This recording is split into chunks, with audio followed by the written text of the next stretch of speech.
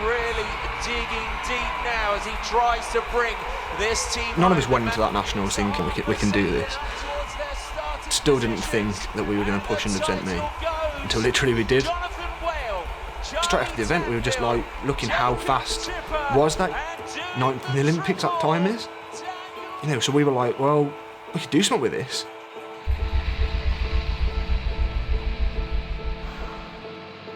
It's 4 guys. We're all not on any programme. We're all funding ourselves, and we've all made the same sacrifices. All the hats are in the ring. You're like, you've done something pretty good in 4 weeks, what can you do in 4 months? So let's go for it. What you're looking at here is a moment very similar to that O'Brien moment in the early 90s, where someone comes from outside and shakes it all up. It was part science, it was part Graham O'Brien maverick, and it's just a delight when somebody finds something that is head-slappingly simple once it's been shown to you, and it was just wonderful. We know we're capable of doing something, we wanted to deliver on the big stage. We live or die by how well the team does, and that opens up a whole wealth of possibilities. All we care about is getting 3 people across the finish line as fast as we can.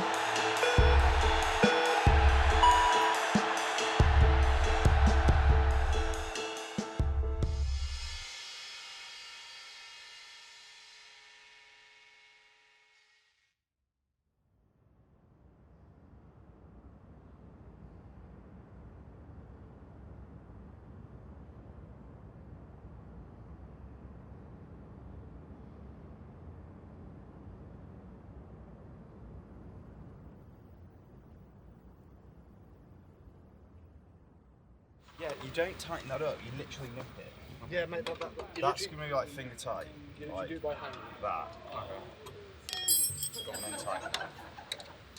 It's like being back in June where everyone's bikes are fucked before the session. So guys, you need to turn up 3 hours before. I've got pre-session far. Dan was this weird science-y engineering nerd who we were all pretty in awe of. Yeah, so he came up with this idea, we wanted to do Team HUUB, so we thought, fuck it, why not? Let's give it a go, it'd be fun. Got there and we started going faster and faster.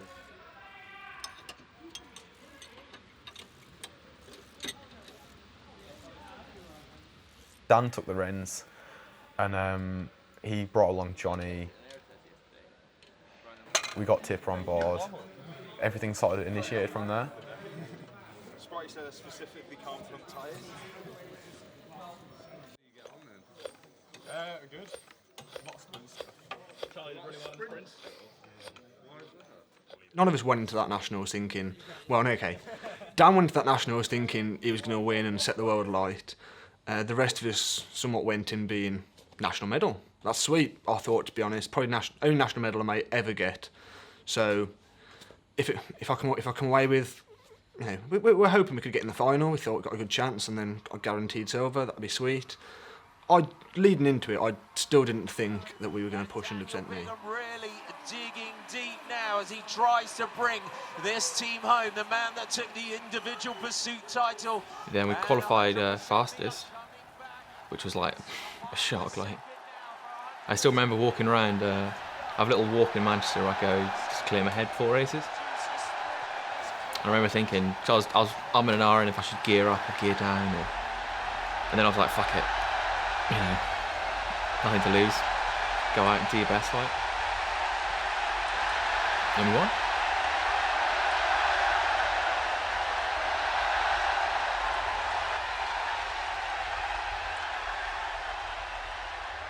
Now, that was the biggest shock when we won. I looked at the board and I saw we'd done a 4:04, and I was like, what is that? I was like, that is filthy. I was like, I literally couldn't believe it. And then it was probably just all the excitement, just even at, like probably straight after the event, we were just like looking how fast was that, you know, where did that come in the Olympics, and where did that come in World Championships, and we're thinking that is actually astonishing. You know, I think we said 9th in the Olympics that time is. So, and you know, so we were like, well, we could do something with this. Like, let's make sure we do something, because traditionally teams win the national team pursuit champ and then you don't necessarily see them again. You know, clubs have won it, and in previous years, it's only like since we've been here that it's been so hotly contested.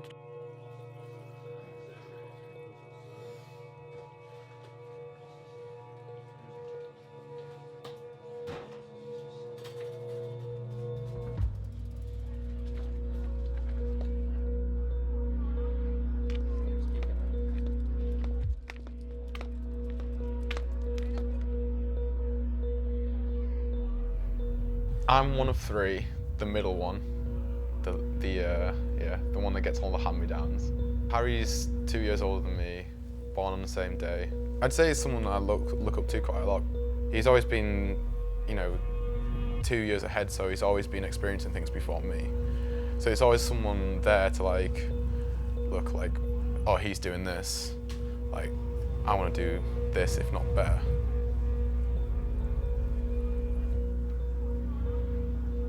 As a kid, I kind of had, I guess, ambitions, but never really like solid ones where you are set and that's your dream.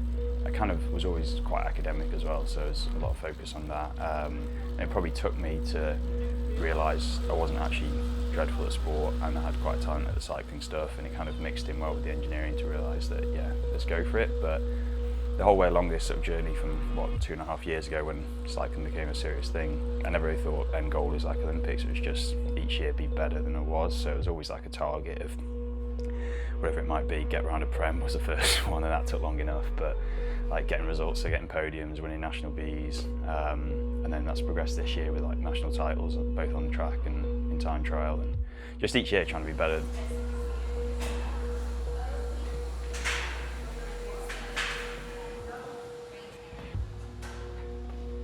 So my dad died when I was year 10, to kind of make this all emotional. So dad died when I was about year 10 or whatever that is in school, going to year 11. And at the same point, Hale was setting up a road team, just kind of, it was a very big club over in the West Midlands, but at the time it just didn't have anyone racing road, only had the track aspect to it. Yeah, as used as I was, I loved it. I mean, first 2 seasons I was very average junior. I think I was like pretty much last in junior tour away. I was both years.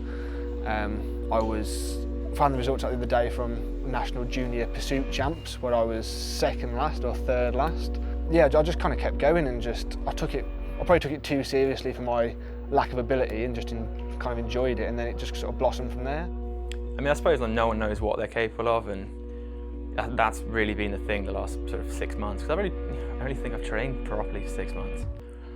Whereas I go out and I ride my bike, and I love riding my bike, and I would properly go for it, and like people around me would think I'm taking this so seriously. But the reality was I wasn't doing it to win races or to perform well. I was just doing it because that was my happy place.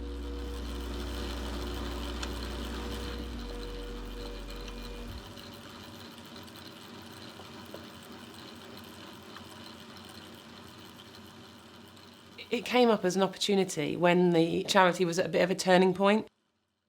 And we realised that for quite a small amount of sponsorship that we'd be able to get this potentially huge exposure for the charity, and also to support Ellie's dream as a member of the family and in Carrot and Green's legacy through the foundation. We'd be able to offer her and the team that sort of leg up onto that international platform. Carrot and Green's family were always involved with cycling, and through Langdale's cycling shop, so that's always been a big part of her life and the family's life.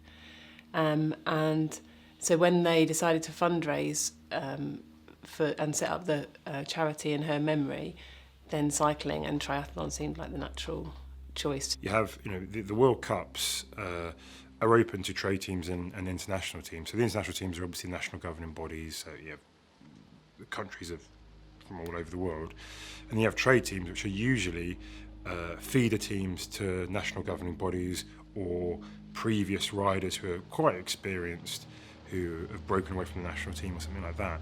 But this is the KGF concept was completely different, because these guys had never ridden the track really up until the nationals the year before, had no real kind of involvement with a national setup, and were just throwing themselves out there and entering. So this was kind of really unheard of. So I think So look at the air density, but probably like race pacey kind of stuff. You could do the same thing again, like. Density is 1193, so pretty high. What you're looking at here is a moment very similar to that O'Brien moment in the early 90s, where someone comes from outside and shakes it all up.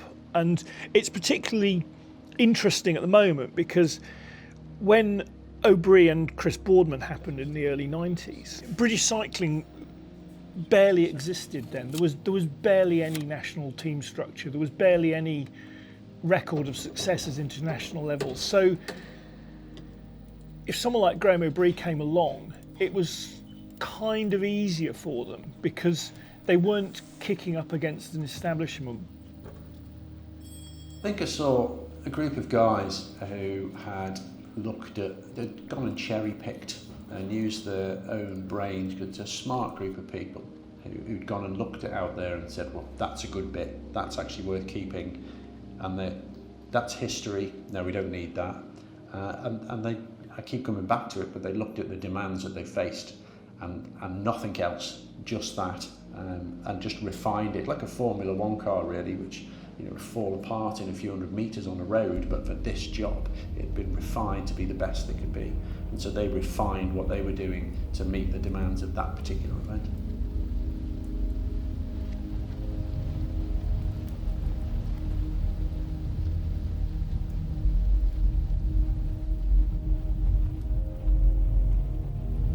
Pick a target time, whatever that might be, and for us it was 3:57 was the target, and then you can say what does it take to do 3:57. So you have 4 riders, what are their aerodynamic drag coefficients, what are their rolling resistance coefficients, what's their mass, what's their critical power, what's their anaerobic work capacity. These are all variables that are their physiology or their physics of their bike and position. And then you say, right, so we have different riders with different abilities, how do you place them in what order and what turn length to effectively mean that they're always doing as much work as they can to increase the speed of the team.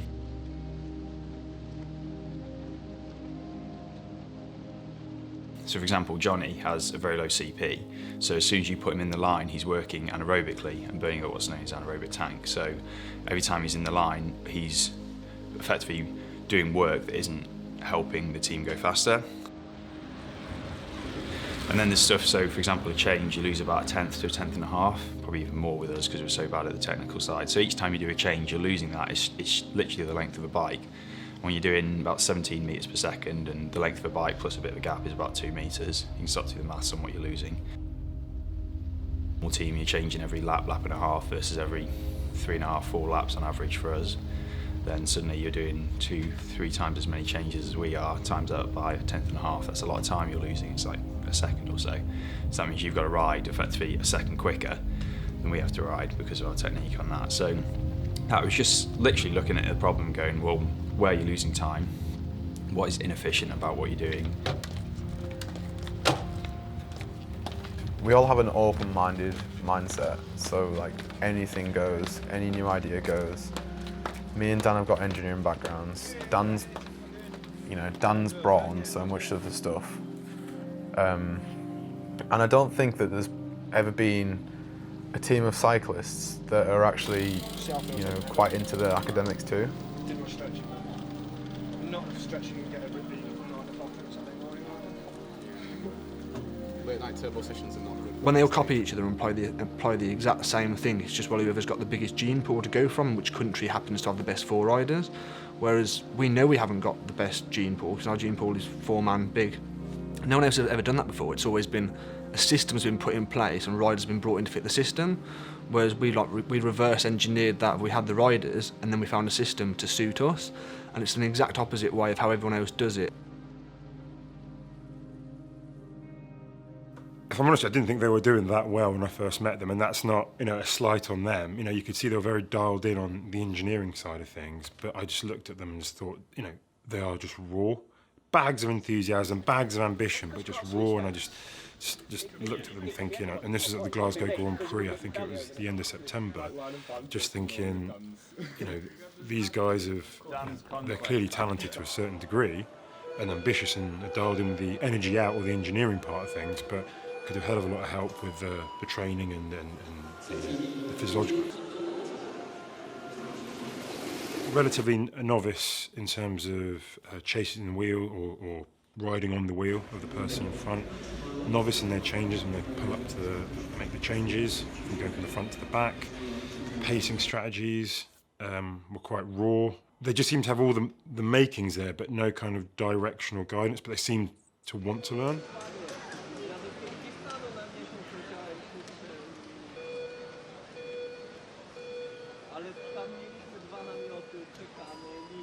Qualifying, we kind of still refined our strategies a little bit on what we were trying to do, and I ended up only having one 3-lap turn, which I did not full gas. And like thinking back, yeah, geez, that's so much more to give. But anyway, so I finished the race and I was like 40 watts down on my average power of what I normally do, because I hadn't got to the front and Tipper had done the last 2 laps on the front, parking it in like a 3:58 to a 4 dead or something. Yeah, I was not happy. But anyway, we qualified 8th, I think. Yeah, 8th. Got to the rounds against Switzerland, and we were like, yeah, we should have these guys. And we kind of played about our strategy a little bit, thinking we need to make sure I get back to the front pretty decently so I can do a solid turn, or just go real long. So I hit the front 6 laps to go, and we were well on for like 3:55 kind of pace, 3:55, 3:56 if we exploded. So going pretty damn quick, like solid power or solid PV full stop. 6 to go, and then I heard hold, so slowed up from like 14.2s to 14.5s, and then next lap heard 2, and like that's never a good thing.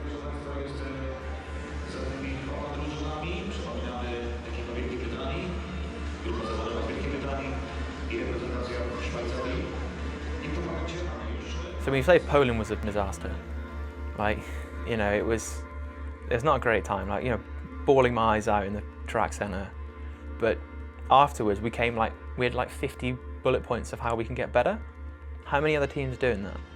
You're telling me that everyone else has gone home from that same race and they've literally stripped everything from how we got to the track, what we ate, what we set up, how the bikes were set up. The big problems for the Team KGF. So that means that the winners are Team Switzerland, 3 minutes 59.743. The winners of this heat, Team Switzerland. I went to Manchester and kind of tweaked it and adjusted it and came away with, yeah, even more left field strategy. We'd gotten faster, but we needed to kind of get everyone across the line, the three riders across the line. But the strategy was the Medi method of me dropping to man 3 in the first change. So qualifying, I went to drop to man 3, and Tipper decided he didn't want to move up, so it was back to plan B, or plan Poland, whatever you call it. So Tipper managed to get around on that. So it was, yeah, I think we qualified 5th quickest, I want to say, which is all right, yeah, take that. It means you go riding the rounds against the slowest, so 8th place.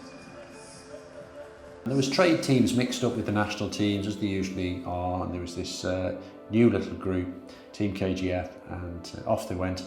And I noticed that they started to do quite a long turn out the blocks, and then the turn got longer and longer, and then I realised reasonably quickly what was going on.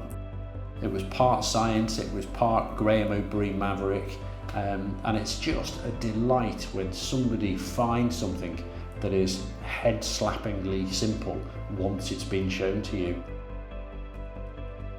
This is all about aerodynamics. That's where we put our time.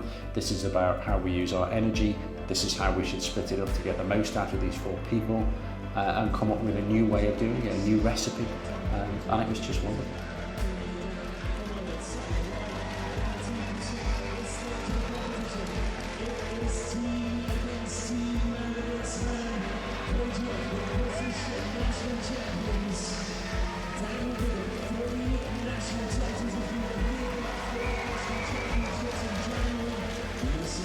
People think it was this like massively,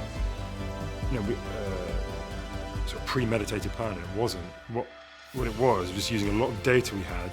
The Manchester World Cup was a bit like Cool Runnings. Like we started off pretty poor or average, and then we delivered something that was completely unexpected that got us into a medal ride-off, and then everyone came to see us and it all kind of fell apart. Leading France, like 2 laps to go, who were the European champions and national governing body, it puts in perspective like how far we'd come in a weekend or a week, previously to Poland.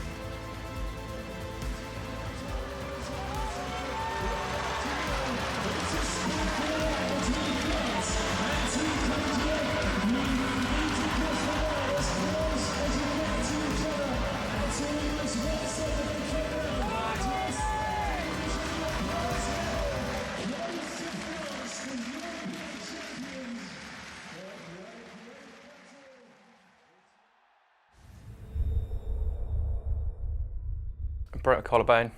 It was Wednesday, so 3 days after Manchester World Cup. Three reps in. I'd actually done a peak 10-second power, like, you know, all of 4 minutes before. And then next effort, pedal on clips, catapults me in front of the bike. And yeah, next thing I know, I just like, got this slow motion, like just going over the front of the bars and just see that black line coming. I literally stood up and I was like, fuck, I've ruined it for everyone. 100, probably start on 180 to 180. So like, I remember like sitting there on the side of the track and I was like, get me off this track because the rest of the team can't train. You know, I sat there and like obviously they can't have other people going around. But you know, like literally like the other 3 guys were just waiting for me. Like literally, so like, you know, no like painkillers before like the ambulance had arrived or anything. Just stood up and got them to like carry me off the track.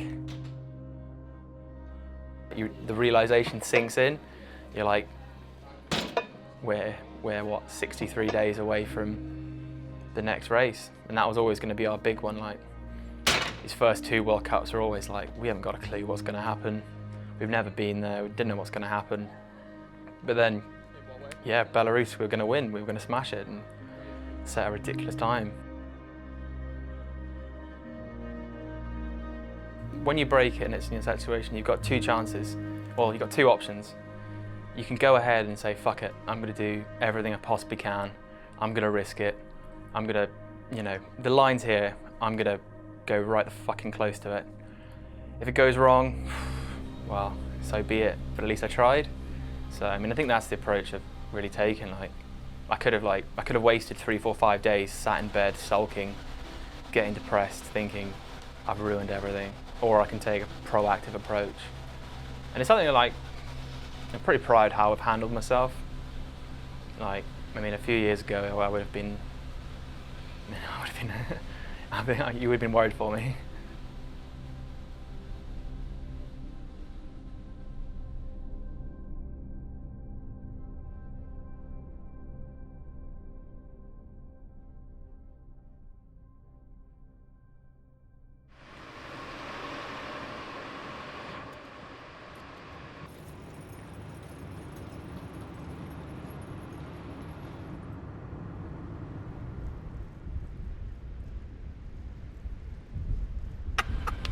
Have you seen up there's all the world records that have been broken in this velodrome? Charlie, can you picture up there? How much do you reckon you do for an hour on the track? 370? Maybe. 370, you'll break Rowan Dennis's record here. 370 fucking lot. Oh wait, no, sorry, that's with the wrong conditions. That was back at Thingy. Oh man, if you do it here, it'd be fucking lols. Not even that. 360 to break Rowan Dennis's record here. Where'd you go, Mexico? Possible. Oh mate, Mexico, you need. I could break Wiggins for like 340 at Mexico. Record, our record, national time trial champs. Books. Books. You want to win books. Books. Books is very important. Yeah. You've got to do a good time on the V718. No. Where did I put my telephone? You still want to get on the Oh, still want to get on the R25 3H. And get to the Olympics one day. Nah, put the Olympics, mate. Nah, ain't You nobody need got to do a time good for that. 25 down Right. in Rigos or whatever it's. Johnny broke his collarbone, which is obviously a big old shitter, as it were. You win! First of the track! Yeah, that kind of changed everyone's plans really. So we didn't know Switzerland, what we're going to do, didn't know Portugal, didn't know Belarus, like can we have the money, is there any point going there, it's pre-nationals, do we run certain nationals and be knackered.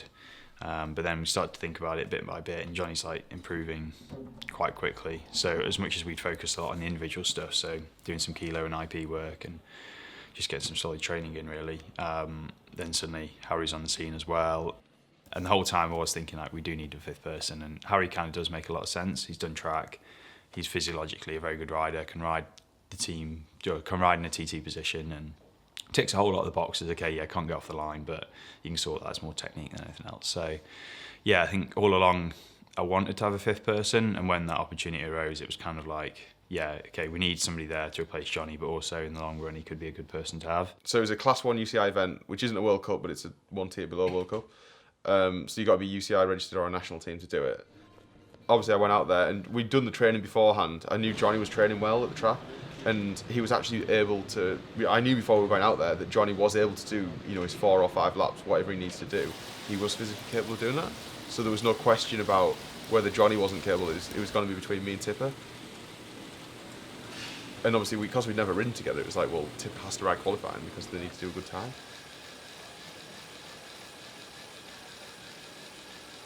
I was so scared for Switzerland. I don't get scared for races because it's like, I know what I've got to do, and I've done it 1,000 times in training, so we just got to go and do it again.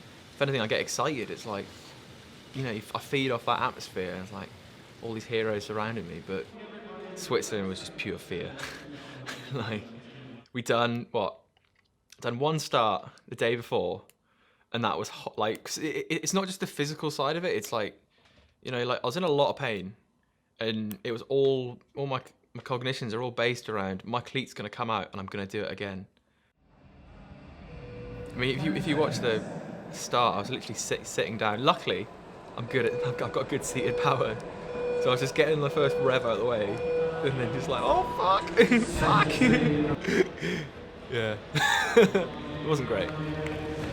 We spent a lot of time flicking above the red, but I don't know. I mean, it felt comfy. Like, we were flicking up above the red, not that close on the wheels, and still doing 14.2s. And I'd take that as a positive, that a scrappy 14.2 lap is still fairly manageable, which is, you know, what we want it to be. So, you know, overall, it's positive. But yeah, I mean, we've got. If this was Belarus now, we'd be like pretty devastated coming into it this scrappy and throwing this amount of time away. We'd had the crisis point of Switzerland when Tipper had been dropped, which I've got really mixed emotions about that, because as much as I don't, you know, I really like Tipper, I really respect him, I was probably the one that led a lot of bringing Harry on. Like, I was the one, after we qualified so easily, that said, all right, we're gonna ride Harry in the team suit final. So I mean, I feel bad for him because he would have got around, he would have won that, but I felt we needed to race Harry just in case, you know, whatever happens, we needed a backup. Is the team the original quartet, or is it Team KGF? Like, see, I saw the point of view very selfishly, is I want to win a World Cup. I'm not going to win a World Cup with Tipper as he is. So I thought, even if we get Harry in, I just want him to come in and rock the boat a bit. I would have loved to have won with Tipper, but at that point, you know, there's a faster athlete. You've got to pick the faster athlete.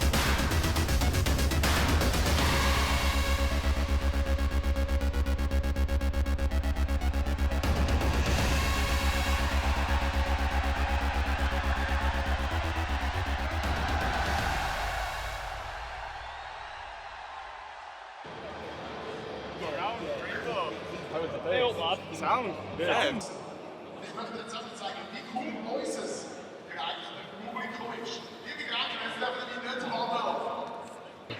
Team suit. This is where the games are from. You've got balanced diet, you've got your fruit, you've got some cherries. Cherries are good for recovery. Lots of carbs. You've got lots of carbs. Cocoa has lots of nutrients in it, apparently. Yeah. Caffeine in it as well. You go well off caffeine. There's no wonder why Johnny has the biggest plateful and he puts out the most amount of watts. Go well off food. It's yeah. Team from KGF, Harry and Charlie Tanfield, Daniel Bigham and Jonathan Whale.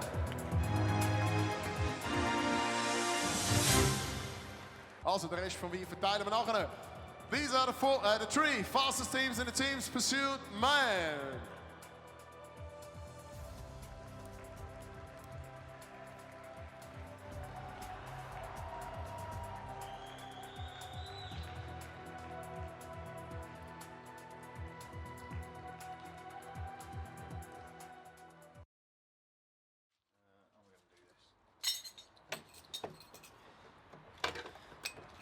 Don't touch any of it if you can.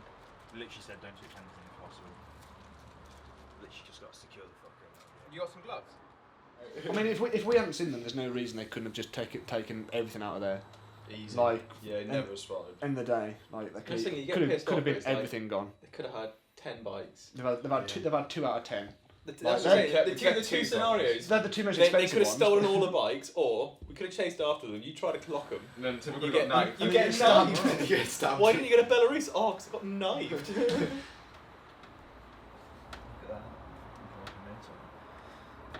Man, we're all laughing now. We were literally so pissed off at anyone. Yeah. Literally cracking so hard. Just typical. Like, I mean, like I was saying, it's like within reason our own fault. I mean, people shouldn't really be stealing shit, but at the same time.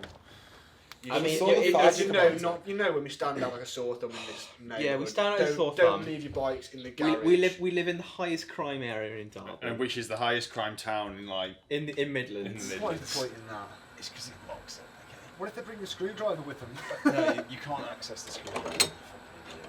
I'll let it drop down, and now. Yeah, the door ain't open. Oh, mate. We got the Savellos in the game over. It means you can get the We good might bikes. bring them all back. We still had 7 grams worth of bikes. Because we're going to get the Dremel out on them tonight, aren't we?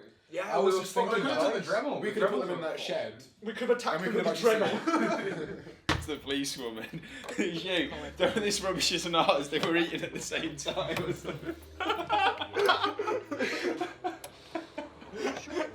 No, she's literally picking the evidence thing up from amongst a pile of rubbish. I was like, it's not ours. This. They planted the rubbish on our drive.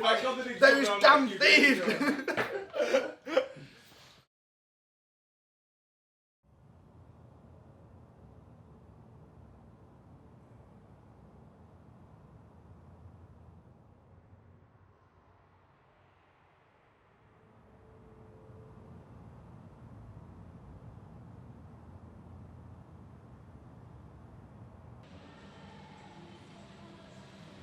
So I think it's about 16.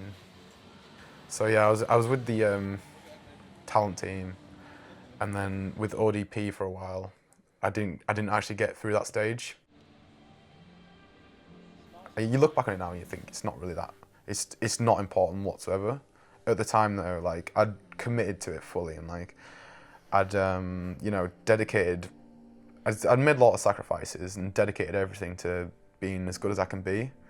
And I thought, like, I think I won a national title that year, and I won the national series, and then got podiums in other national events, and I got kicked off the squad. This year, well, my first ride was in Glasgow, and it was a high 14, I think it was. And then I come from a 22 before that at nationals. It was just a case of like, everything was so much better when we moved down to Derby, because you can actually train on the track, and like I fully committed to being on the track, whereas before I was just like, most of the time I was doing like road stuff. So it was a case of like, get improvements in this. We've got some improvements in aerodynamics. We've got new bikes, and I completely wasn't expecting it. I was just like, well, if I can go sub 18 or sub 19, maybe I was even saying sub 20 at the time.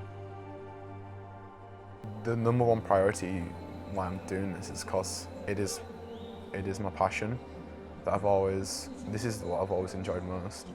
Like, I've gone through injuries and stuff and thought, like, you just miss it so much, and it makes you realise how much it is enjoyable, and like it does make you realise why you're doing it. I was just questioning myself too much. I was like, what my leg's gonna be like. am I going to be able to be good enough? Which was it's the complete wrong thing to think. All that you should be thinking was like, how can I deliver this to the best of my ability? And then the final, I was like, well, actually, I'm going to just relax a bit and just enjoy it. And then, surprise, surprise, went all right. Last lap, and we are waiting the new track record.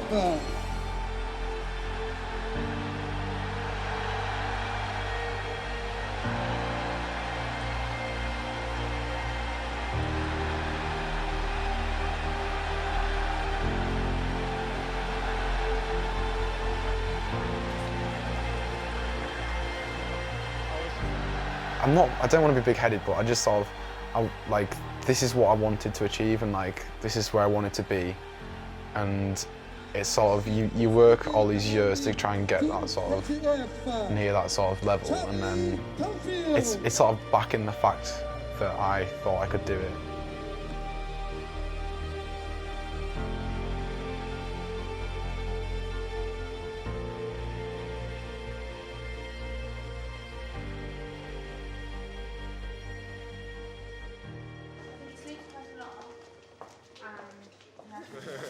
I'm cooking some broccoli and some mushrooms from the shop. Harry, what are you going to cook with mushrooms? How are you going to cook them? Why do you want to do that? I want to, actually. We pay for dog food. Yeah, it's not great. It's alright, we've been worse. Yeah, that's yeah, we go to the supermarket every night pretty much. But it's still a struggle to go and buy, like, you can't walk into a supermarket and just go and buy, like, ready cooked chicken breasts. That doesn't happen. I mean, like, yeah.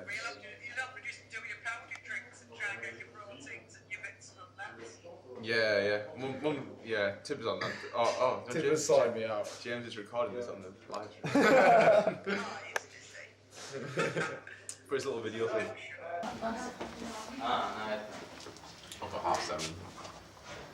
Sitting third wheel, 295.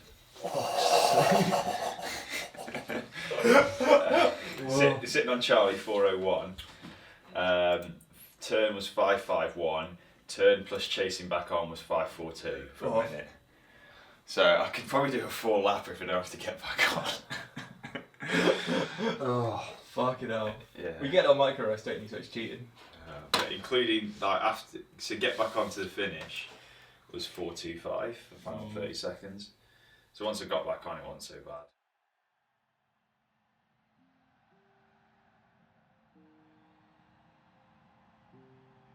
You know, it's the definition of bittersweet. It's just, you know, I'd massed over it as much as possible. When I was starting at the start line, I was thinking about executing the ride that I needed to do. That was all I was thinking of. And you know, I knew that ride needed to be a 357 or quicker. I knew I had to do a big turn, and equally I knew I had to do that to prove to myself. Like, ultimately, I could have got on the front and we were catching Switzerland, and the safe option would have been to do a short turn and then let Harry finish it off, because Harry had only done a short opening turn. But instead, you know, I could see we were catching Switzerland. I knew my legs felt good, so I just thought, I'll just go for it.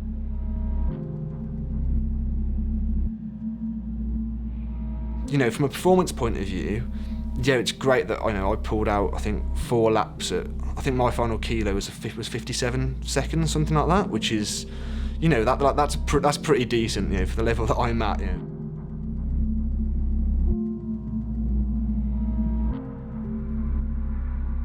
As much as it's fantastic, and it's great that I've essentially got a team suit PB as a team, and almost my personal best in terms of what I've contributed to a team pursuit, that's not why I'm there. I'm not there to get PBs. No, that's not what motivates me. So I was ecstatic until about 5 minutes off the track, and then it was just the realisation of that's it. Was just it hit me hard. I mean, I don't know if the camera got it. I mean, probably for the best didn't be. I was literally crying on the turbo after. Like, I didn't even realise I was like. I didn't expect to be emotional. I don't normally.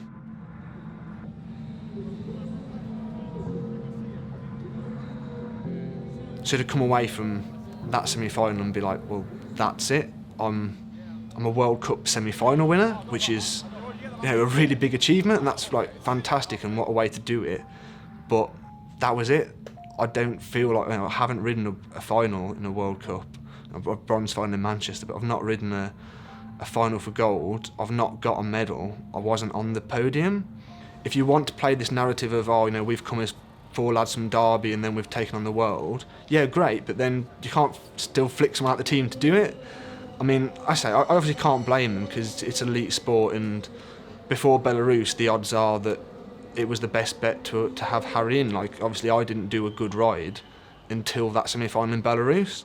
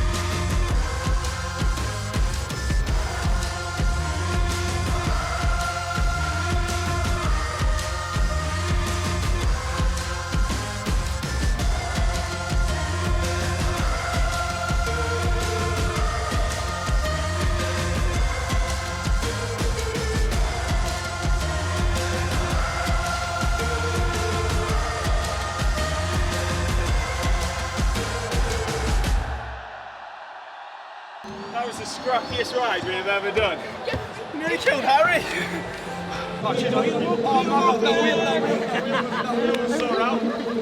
Guys, I've been randomly selected for anti-doping. Oh, Daz? I have. But Dan's going for a drugs test. Well, I would have thought Oh, well, we better enjoy the victory. Yeah. 355. Yeah, what was it, 356.0? It's like the moment, kind of like with nationals, where you win, you're like, fucking hell, we've actually achieved something here. Because yeah, it's always that nearly moment, nearly this, nearly that. When Dan came through, Charlie gets back, he did the back. You did 4 laps on what? And yeah, that's one of those opportunities. Like, you're on the world stage, you've done what you said you're going to do, and you've done it pretty damn well. And been like, yeah, fuck all the haters, done it, job done. They built up the programme, so we've got Johnny here. We'll, I guess we'll go live for the presentation. Might be delayed. That one, Charlie chopped down on Johnny because we played with our gearing on that race, and then I chopped down on Harry because I screwed my change. So just little things here, there and everywhere that didn't quite go right. And you think you tie all them together, 10th here, 10th there, you've got a second and a bit and you're down to 354, and that's that really. But yeah, small little details, and that's it. Like, you don't realise that the difference between 354 and what we rode is literally 18 metres. It's not all that far, it's tiny, but like, people don't put it into the context of actually how far that is. It's not much, but that's like nailing the corners a few times, and everything else, and it's all good. But yeah.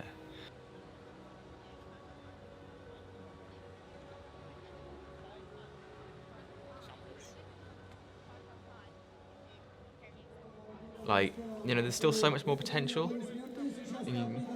It's a strange one because you look at the outside and you think professionals are these, well, at least I do anyway, these, you know, perfect examples of how to live and train, perfect sporting examples of humans, but they're not. I think there's very few people who are actually doing all those little details, which is why, you know, why we've actually done quite well, because we do a few of them. Like, You know, we're a few more steps up the ladder, I'd say, than, you know, even some of the national governing bodies. It's like, are the athletes really, you know, because they're so that invested in them, we're invested ourselves, we have to go out and do these little things.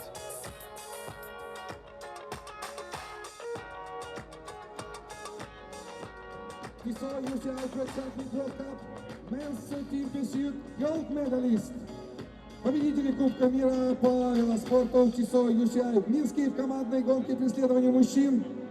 Team KGF. It's always fun to see the establishment being shaken up and made to adapt and made to think anew. That's really fun. That's part of what sport is all about. Sport is all about opportunity. It's about making the best of yourself, no matter how good you are. Without innovation and things like KGF,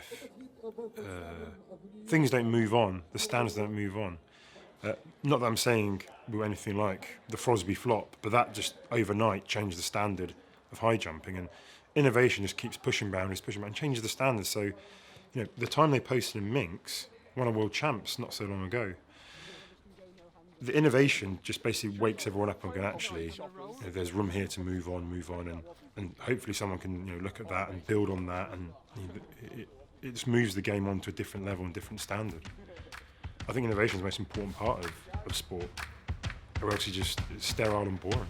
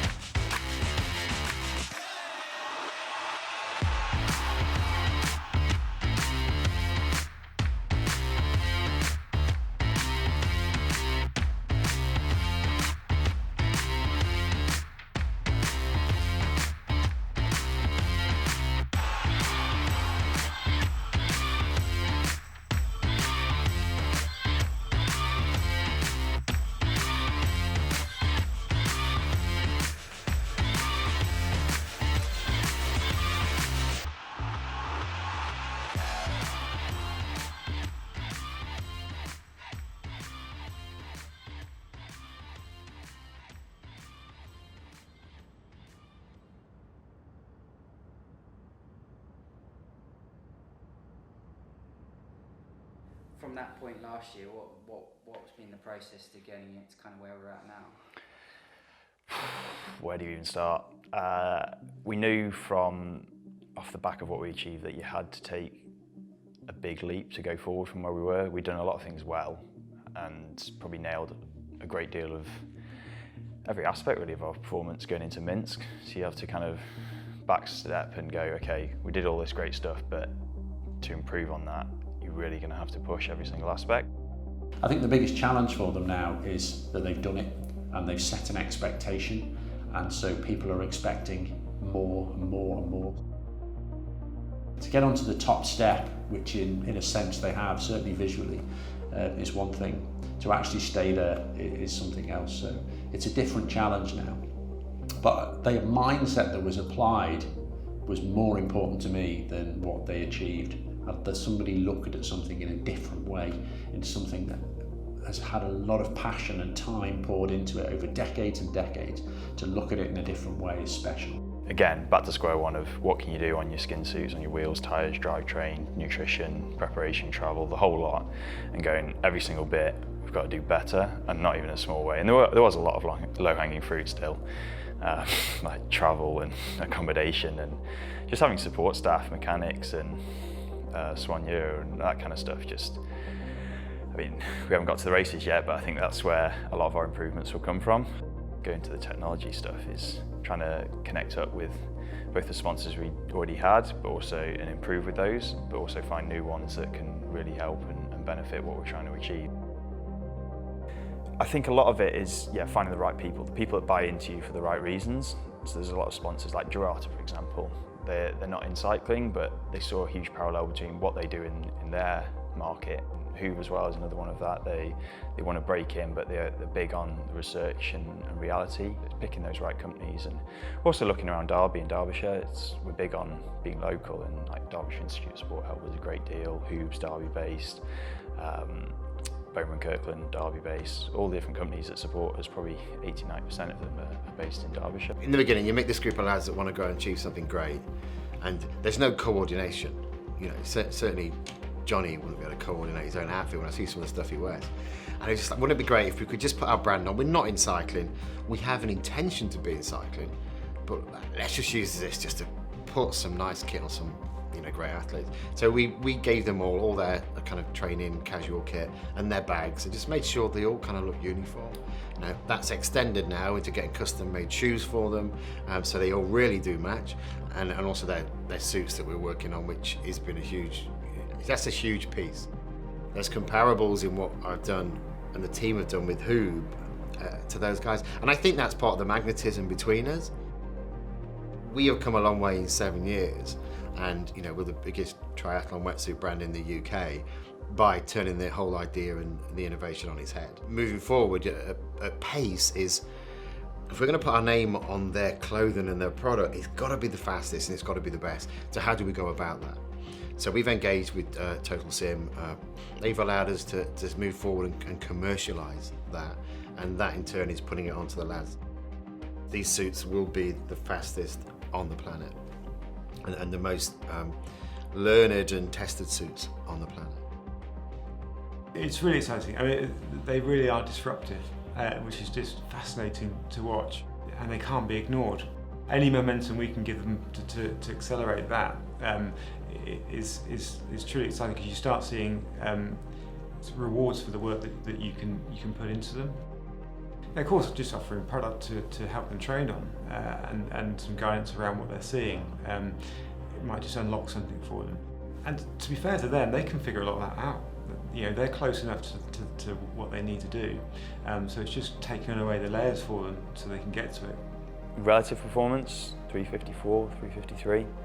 Yeah, I think everyone's going to step up. Olympic cycle, qualification, it's going to be faster. And yeah, people have been a lot more self-critical. They've gone, we originally thought this was the level, but these guys have just come in above that level and have no money, blah, blah, blah. Clearly there's something not right.